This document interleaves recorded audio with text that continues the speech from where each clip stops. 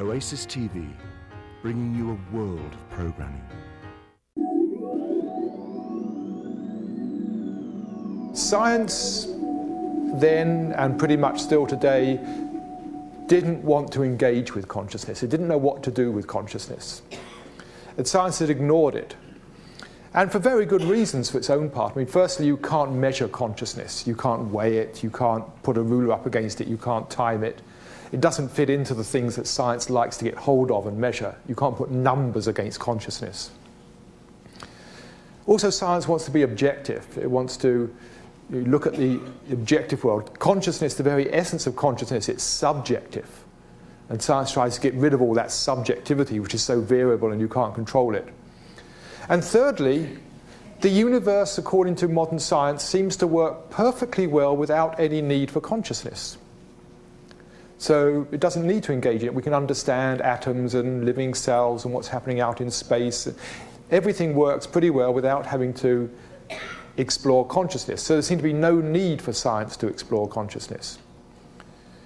And yet, and this is the interesting thing, consciousness is the one thing of which we are absolutely certain.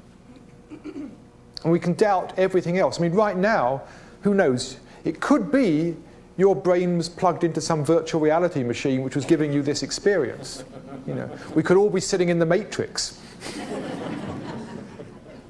But even if you're sitting in the Matrix, you're still a conscious being having a different experience. This was something Descartes realized 350 years ago when he said, cogito ergo sum, I think, therefore I am. What he was looking for was, what is the absolute truth? As many philosophers have done.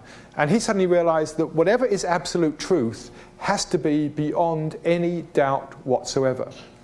So he developed this technique of doubting things. And he sat down one evening to think, what was there he could not doubt?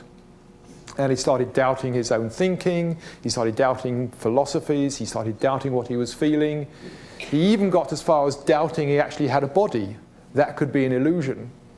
Then he realized the only thing he could not doubt was that he was doubting and that he was thinking. And that led him to the conclusion of this long series, which was all written in Latin, because everybody wrote it, their philosophers in Latin. The final line was, because I am thinking, therefore I am. That amness was the one thing he could not doubt. He could not doubt beingness, consciousness. And that's true of us today. We cannot doubt that we are conscious. So the most certain thing there is in our lives, our consciousness, is the one thing that science cannot explain.